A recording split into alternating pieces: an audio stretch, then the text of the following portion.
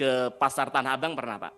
Nah, di depan PGMTA, kalau Bapak masuk di lobi utama PGMTA itu, Pak, terpampang besar iklan produk dari China, Pak. Kontak personnya dari Cina, Pak. Yang intinya siapa pesan produk seperti yang dia inginkan, bikin baju seperti apa, model seperti apa, tinggal kirim modelnya, seminggu sudah dikirim ke Indonesia, Pak. Nah, kemudian selanjutnya untuk Kementerian Perdagangan. Kami ingin menanggapi soal slide yang pertama tadi, Pak. Pagu anggaran Kementerian Perdagangan tentu sedikit membaik, yang awalnya dipangkas 812 miliar yang kami dengar, tapi ternyata paparan Bapak tadi hanya 720 miliar begitu. Nah, saya ingin mendapatkan penjelasan yang lebih detail terkait alokasi belanja operasional yang sebesar 438 miliar itu, Pak. Berapa yang dialokasikan untuk mendukung dan berdampak langsung pada dua program prioritas yang jenengan sampaikan tadi, yaitu penguatan pasar dalam negeri dan juga ekspor. Nah, kami juga ingin tahu yang lebih rinci berapa alokasi untuk menjaga stabilitas harga melalui operasi pasar, Pak, dari anggaran yang hanya 720 miliar tadi.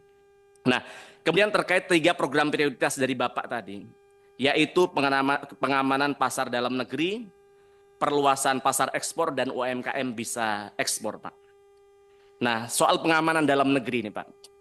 Bapak pernah ke PGMTA, Pak? Ke pasar Tanah Abang pernah, Pak? Nah, di depan PGMTA, kalau Bapak masuk di lobi utama PGMTA itu, Pak, terpampang besar iklan produk dari China, Pak. Kontak personnya dari Cina, Pak. Yang intinya siapa pesan produk seperti yang dia inginkan, bikin baju seperti apa, model seperti apa, tinggal kirim modelnya, seminggu sudah dikirim ke Indonesia, Pak. Nah, kami ingin tanya, di mana kehadiran Kementerian Perdagangan hari ini untuk memproteksi produk kita dalam negeri dalam persoalan ini, Pak? Kemudian yang kedua, Pak, panjenengan tahu bahwa di media sosial banyak sekali orang beriklan menawarkan menjual produk dari China itu, mohon maaf, celana dalam hanya 3.500. Padahal di Tasikmalaya ya harganya 10.000 dan sebagainya. Itu 3.500. Dan Bapak tahu kalau beli 100.000 pieces hanya 700 rupiah, Pak, celana dalam, Pak. Bayangkan, Pak. Belum lagi produk-produk lain. Kemudian yang ketiga, Pak, konten kreator hari ini. Ini terkait yang tadi perluasan pasar ekspor, Pak. Konten kreator, panjenengan tahu kalau di media sosial hari ini terlalu banyak konten kreator yang mengedukasi untuk bagaimana cara impor produk, Pak. Bahkan juga mereka menawarkan untuk trip bisnis ke China, pulang sudah bisa bawa produk. Ini sungguh jauh di luar akal kami. Di mana Kementerian Perdagangan selama ini? Tidak bisa hadir tengah-tengah masyarakat memproteksi rakyat kita yang hari ini, jenengan tahu, Pak, di pasar Tanah Abang tidak kalah kualitasnya dengan produk dari China. Mohon izin, setiap mau lebaran menjelang puasa saya selalu ke sana, karena untuk apa? Kami kan punya konstituen, kalau puasa kita custom baju untuk kami berikan kepada konstituen kami, ya kan. Dan ternyata kami coba sekali-kali saya kontak person yang ada di situ, produk dari Cina kalah dengan produk kita, Pak. Izin. Iya. Iya. Ini masih terkait soal anggaran tadi, Bu. Kita konsentrasi di efisiensi ya, Mas, siap. ya. Siap, Bu.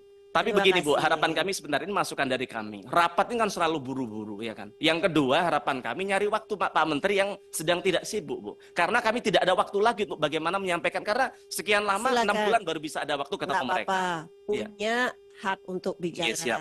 Tapi kita tahu bahwa kita akan ngomongin tentang efisiensi. Oh, siap. Okay? Ini terkait efisiensi. Maksud harapan kami, sekali lagi terkait ya, terima kasih masukannya, Bu.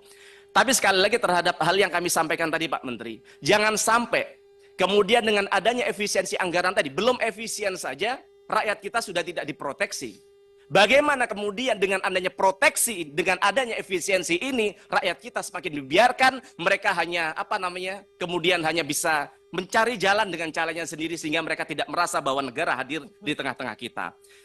Sebenarnya masih banyak, tapi yang terakhir soal kerjasama Indonesia-China, saya singkat itu yang terakhir aja, kerjasama Indonesia-China. Nah, Indonesia-Jepang di situ, Pak. Di kerjasama Indonesia-Jepang, kami bisa memaklumin bahwa Jepang ke kita yaitu soal perbankan dan institusi.